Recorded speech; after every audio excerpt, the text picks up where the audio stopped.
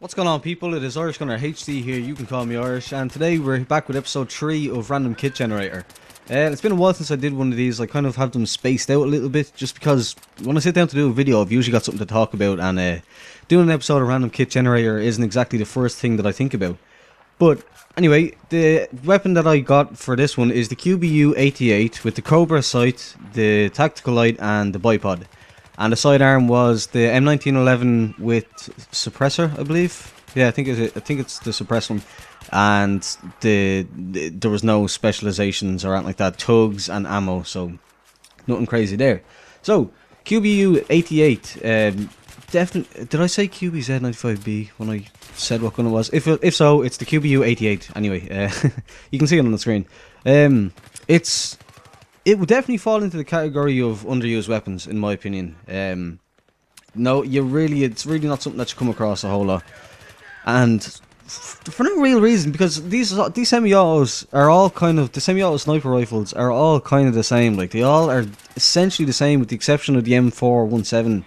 I believe has 21 rounds in the magazine, and the SKS, the M417, sorry. And the SKS all have 21 rounds, except the SKS does slightly less damage and drops off earlier, so it's not particularly good. But I actually do quite like the SKS, but we're not talking about that. So the QBU, as for actually playing with it, I didn't have a good time. I've been playing all morning, basically just trying to get the feel of the gun, and then I recorded a couple of games to get some footage from. And I didn't really have fun. I mean, I do like it. There's a time and a place for these semi-autos. I have that's another. Say that 10 times really fast. There's a time and a place for them, and you have to be in a kind of a certain frame of mind, which I just haven't in. Like within a certain skill range, and I've just fallen completely out of any skill that I have in Battlefield. I don't know if you might have seen my tweet where I said that there would be no more Battlefield videos, but that was pure just out of frustration. Every time I was playing, I was getting destroyed, so I decided if I play Battlefield, it's going to be TDM or close quarters until I get my PC. And it's just, I won't dwell on it for too long, because that's not what the video is about. But in the next clip, you'll see that I decided, since there's a big flashlight on the front of it, I thought, night map, okay, we'll jump on something like a Tehran highway, or in this case, since I haven't spent a lot of time on the Aftermath maps, the Armored Kill maps, I jumped into a game of TDM on, what's the name of this map even? You'll see it now, the nighttime one. I can't remember for the life of me, but I go on a nice little streak. It's like spread out over a long time in between getting the kills. And it starts off with this really weird parachuting, kill one guy, shoot another guy, knife somebody. It was pretty hectic, but it was pretty good. Yeah, the streak is pretty spread out. It's a good minute or 2 minutes long, but it's pretty cool. But more on the gun, yeah. The Cobra sight, obviously, perfect attachment. You can't really go wrong with the Cobra sight. The flashlight, I think I would have preferred probably the laser, just because a lot of the times, because it's got such a slow rate of fire, you find yourself getting outgunned in close quarters a lot. So for those kind of close quarter situations, I'd like to have the laser sight as kind of like an aid for when you get up close and you end up just kind of spamming the button without zooming in, and you're hip firing is basically what I'm getting at. For when you're hip firing, having the extra added bonus of the laser sight would be very helpful.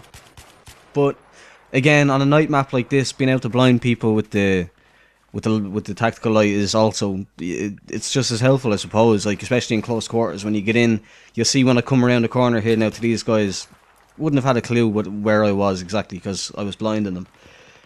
What was the other one? The bipod, just no, don't run a bipod on this. It does help, obviously, that's like what the bipod does. It does help the recoil, which the gun has a lot of.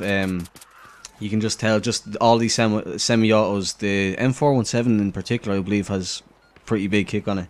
But yeah, just having like the bipod, while it does help, you don't want to be sitting in one spot, tied down to one spot with the semi-autos. Yeah, obviously a bipod on a actual bolt action rifle is perfect, but not on one of these, I don't think, not in my opinion.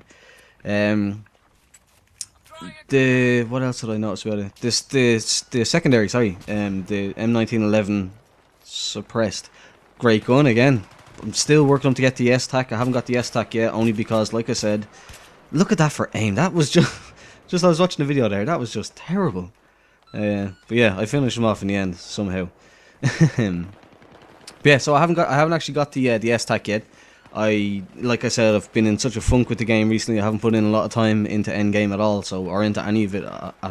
So just haven't got the S-Tac, but it is the standard suppressed M1911 is perfect. It does the job sufficiently well. I generally prefer the laser sight, but that's just me. That's just me. Overall, didn't like it. Not a big fan of the semi-autos. Yeah, I wasn't a huge fan, but I recommend you obviously always try it out yourself, just because you might like it. So if you enjoyed the video, please do leave a thumbs up, subscribe if you're new here. Thanks for watching the video, and goodbye.